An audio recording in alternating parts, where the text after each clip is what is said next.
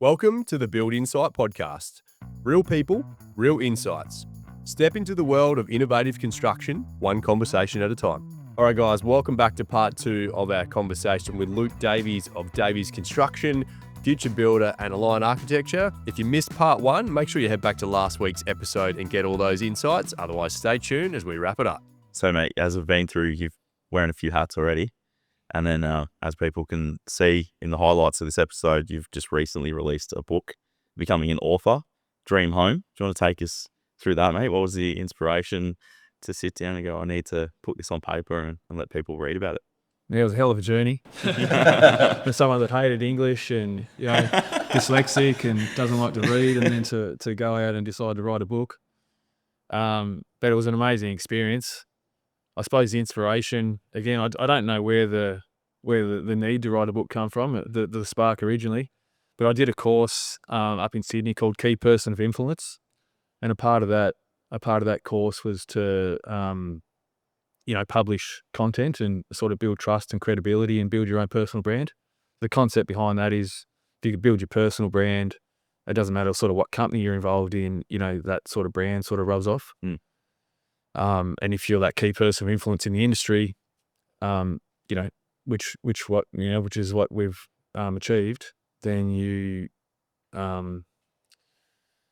just got that credibility, trust, and then people can come to you for the information, and it helps throughout every company, I suppose. So when someone comes to Davies Construction, someone comes to Future Builder, or someone comes to Align, we've just got that baseline of sort of credibility, which you get through awards and publishing content and training and certificates and stuff that you achieve, and that sort of all comes together, to build up your own personal brand. So that's where that come from. So going through that course, they had like a book creation process, the book Dream Home sort of stemmed out of that, and then like all the mental models and frameworks and stuff in that probably took 12 months to develop, actually testing it and doing it. So the book probably took 5 years overall to write.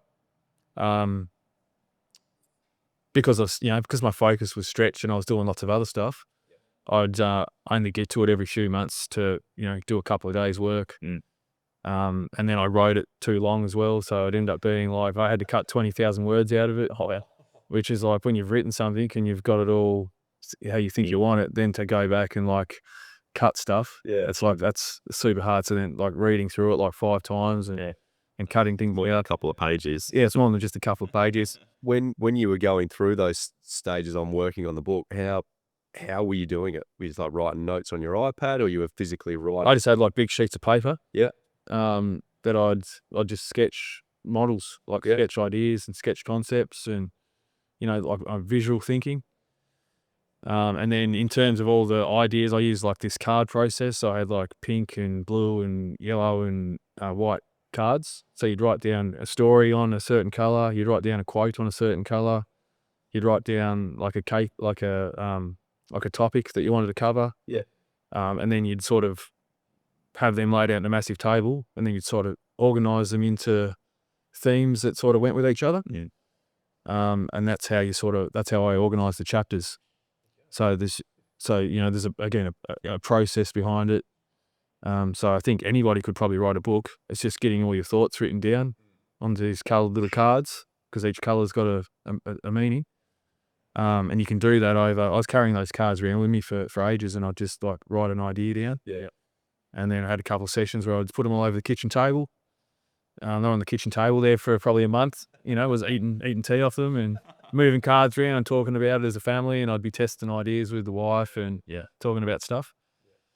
And then that all turned into chapters. And then I got a ghostwriter.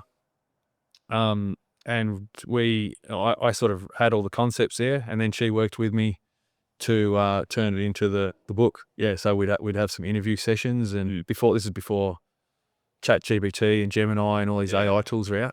Be a lot easier now. But we went through that process. Yep. We'd have a few interviews. We'd build out the chapters, and then I'd review them, and ended up with a book. Yeah. Did you go into the journey of starting to write the book, Luke, with a certain audience in mind? because we've been raving about it. Like, I'm halfway through, and there's a lot of fantastic information in there that I think would be relevant to anybody who has involvement in the building industry, and most importantly, the person who's going to go down the dream home journey. For over 130 years, Bowen's has been the builder's choice, providing a service that provides timber, hardware and innovative building products.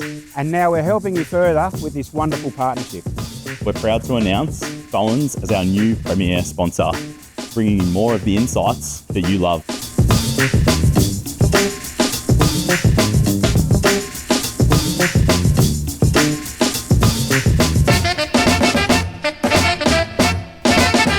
Build insight together with Bowen's. Real people, Real insights. Yeah, definitely. So one of the key things about anything you do is have like your buyer persona or your target customer in mind. So I wrote it for the homeowner, for the type of client that we build for, design and build for. So that's who it was targeted as. But I couldn't help myself through it. Every time I'm writing something, I'm like, then I ended up like writing it for the builder. You know, like this would be awesome for the builder to know as well. Yeah. So it's a bit of a mix.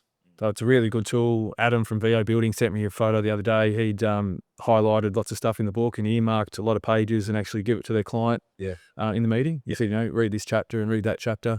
It is very, very cleverly written, mate, that it is kind of, like you said, aimed at homeowners, but a lot of the takeaways from a builder's perspective, it's very clever.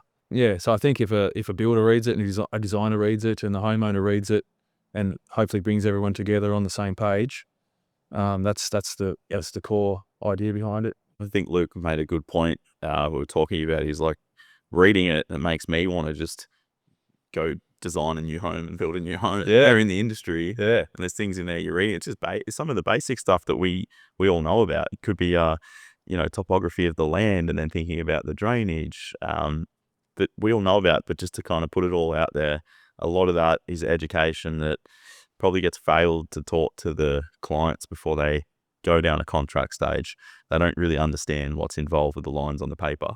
So you've worded things beautifully in there. Yeah. So big chunk of my life. So I'm glad to have it over and published and done. So there's not number 2 coming out, mate.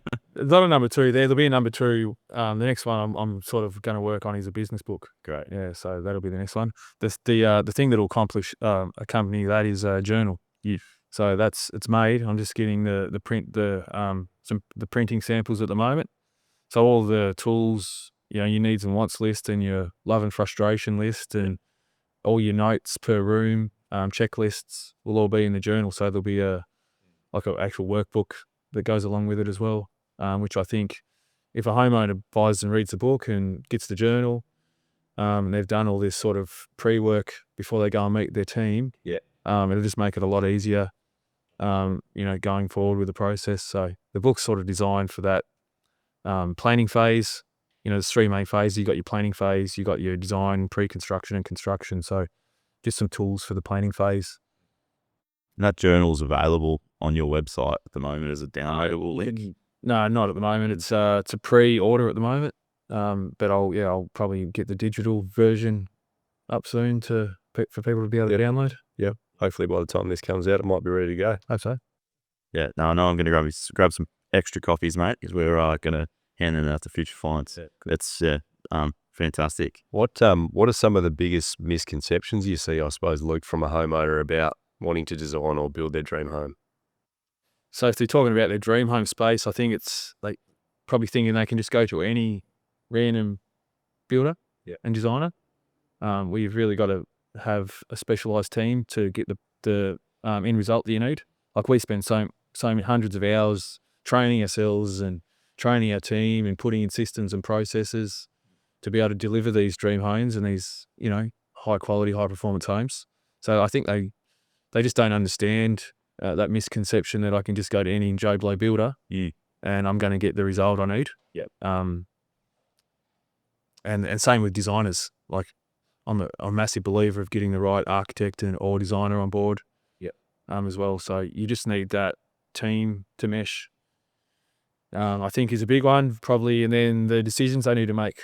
Like we're in this circus showroom now, and there's like samples of stuff everywhere. This is only one small part of the stuff that you need for your house.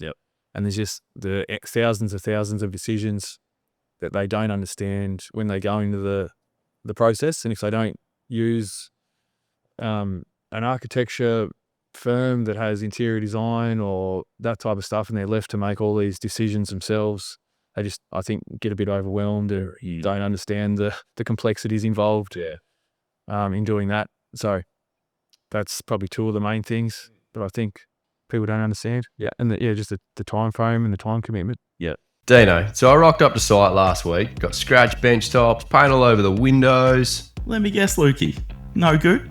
No good. And now we're spending big bucks trying to fix it. Mate, Goop Guys roll on a thick, peelable protective coating that saves your surfaces. And your budget. And your sanity, Lukey. Seriously, check them out. goopguys.com.au. Protect your job from the start. I think so. One of the other biggest takeaways I got from the book as well that I understand as well, being sort of how far we've come on our journey, but I wish more homeowners would take out of it, is the way that the book is focused on orientation of the block, the way that you live in the house, the way that you feel, rather than probably majority of the clients feel that they need to list off all the spaces they need and come with this gigantic floor plan and no consideration of any of those external sort of values or anything like that beforehand. Yeah, well, the fundamentals is your built environment can either drain your energy or recharge your vitality. Yeah. So like that's that important. And not just people, you go to build a house and you Google floor plans and you just be looking at floor plans. You're just looking at, oh, I want this and I want that. And, we have the biggest houses in the world in Australia. Yeah. Which you might need, some families might need a massive house, but some don't. And you sort of can get stuck in that phase. So yeah, I see that's probably the biggest mistake I see is people building a house and not thinking about the orientation properly. Because you can fix a house up and you can renovate stuff, but if you've got the whole orientation of that building wrong to start with, you can't fix that. It's like it's pretty hard to to fix that. Yeah.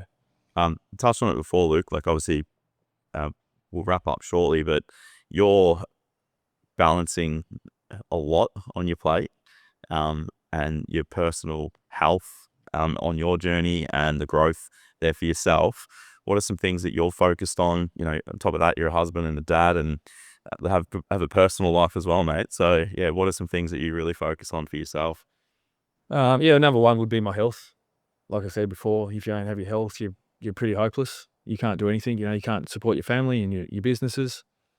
And then just because my kids are 10 and 12 at the moment, so just time with the kids because you can't get that back. I seen an Alex Hormozy quote, like I think yesterday on Instagram. It's like when I was a certain age, I wanted $1 million, and now I'm this age, I want to be that certain age again. Yeah, Yeah. So you can't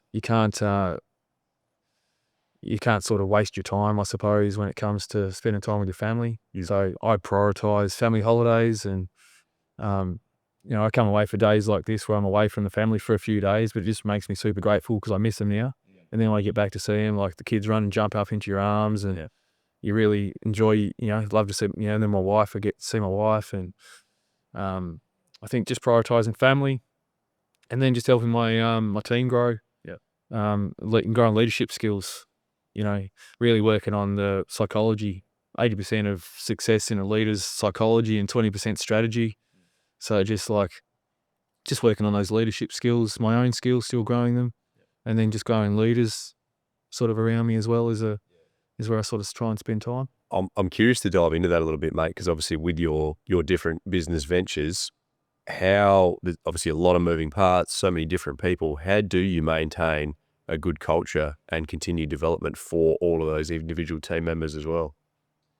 Cultures, if you treat your team members how you want your clients to be treated, that'll just, you really want to flow that down through the whole process. Like if you treat your team well, they're going to treat your customers well. We've always got a continuous improvement engine in all the businesses. So there's a way to float ideas and there's a way to continually improve stuff. There's meeting cadences, there's systems for all this stuff so people can express their frustrations or their, what they see as an opportunity or a threat or an issue. So that's a really good thing for culture. And then just a continuous training, always trying to train everyone. I'm probably one of the biggest things is just clarity. Whenever I've had a team member that's been frustrated, or it's because I haven't been 100% clear on actually what I want them to do. The business has evolved or something, or we put someone onto a new position and we haven't really been clear on what's the outcome of that role, or what I want them to do, or what's the number one metric I want to measure. Something really got out of that AI conference was, just give every single team member just one single metric that they can measure, just so they got a super clarity on what you're expecting and they've got an outcome. And make your time available at certain points just to talk through any confusion or clarity, just so they can go out and know when they're winning at work, and then just delegate out responsibility. I think is how I can manage my time so well, because I've sort of got out of that need to micromanage stuff and just got a really good team of people around me now that I can just really have really quick, short meetings with them and delegate and just let them go out and do their work. And because they've got the system for creating systems, they've got the tools there to continually improve what they do. It's sort of, I don't even really know how we do some of the processes we do now, because I'm being out of touch and the systems have evolved by themselves that much that I don't even, if I went back into one of the other roles, I'd have to relearn it because it's evolved since I left, sort of thing. So that's the type of philosophy and culture you want. We are absolutely thrilled to announce that Circus Studio are coming on board as a major sponsor and supporter of Build Insight. Circus Studio is Australia's leading interior design centre. If you're an architect, building designer, interior designer, builder, or just looking to build your dream home, you need to make a time and come in and check out the space here in Port Melbourne. This space holds every element that you'll possibly need to design your dream home.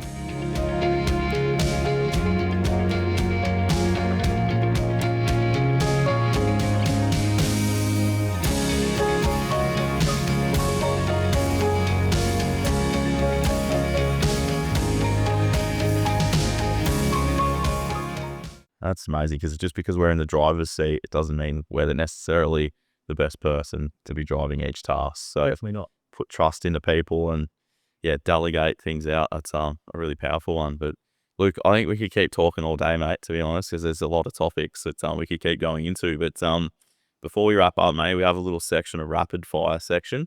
So little quick answers with a few little questions. So if you're ready then, mate, do you want to kick us off, Lukey? Dream build project for you, mate, what would it be? Just what we do now. Building passive houses and just building around the local town. Yep. Simple. Favorite architecture style or area? I like the mid-century modern stuff, but I love it. But then I also like a nice pitched roof where the water runs off, and a nice eave cover. That type of thing. But my own house is a sort of mid-century modern glass facade. It's going to be a certified passive house, so I really like that. That sort of look. Under construction now? Yep. Awesome. One design trend that you love and one that you hate? I love natural materials inside, so I love to bring in timber, that type of thing. I think it's timeless. And I hate, I suppose, the orientation. People are just not thinking about it's not really a trend, but when someone hasn't thought about that, Luke, do you have a favorite go-to tool, digital one or a physical tool? I've taken my MacBook, pretty much everything out. That's well and truly worth $6,000 or whatever they are, because it's just used so much. And Makita's probably my go-to. There we go. We've even got the Makita stuff around the house, like our vacuums are Makita inside. I'm glad you said that, mate, because Bones, our sponsors here, are definitely Makita brand. Amazing, mate. Thanks so much. One more, mate. Favorite part of a build, whether it be foundations, framing? I think it's got to be getting the concrete in the ground. That's when the lines on the paper, and you dig the trenches and you're filling it with concrete and it's turning into a real thing. I love seeing the concrete going. Definitely. Now I'll wrap up. You wrap up. We'll get the some links and stuff so that people can actually find your book. It is for sale and you got more content coming for it. But do you want to just tell people where they can find yourself, Luke, and obviously Future Builder as well? So Future Builder, you can go to futurebuilder.co to the website. Align Architecture is Align Build. And then if you want to find out stuff about the book or the journal or other stuff that I'm doing, you can go to lukedavies.co, or on all the social media, my handle's lukedavies.build, and you can find me there as well, Instagram and all those places. Thanks for coming in, Luke. Appreciate your time. No worries. Yeah, thank you, boys, and appreciate all the work you do with the podcast and sharing knowledge and stories around the industry. It's awesome. Thanks, mate. It's a pleasure. Cheers. Thanks for tuning in, guys. If you want to find out more about Build Insight, head over to the website buildinsite.com.au. Over on the website, you'll find links to previous podcast episodes, as well as our YouTube channel, Instagram and Facebook. Hope you've enjoyed the episode. Catch you on the next one. We just need to say a massive thank you to our sponsors and supporters. Without them, Build Insight wouldn't be possible.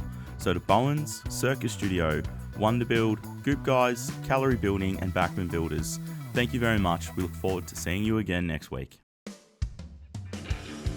Let's cue the disclaimer. I need to let you know that myself and the Build Insight team are in no way, shape or form qualified to give you personal or specific business advice. We strongly encourage you seek out the use of professionals for products or when you are making personal or business decisions. Everything discussed during the Build Insight podcast is our own and the guest opinion and personal experience and is of a general nature only. Hope you enjoyed the episode. Catch you on the next one.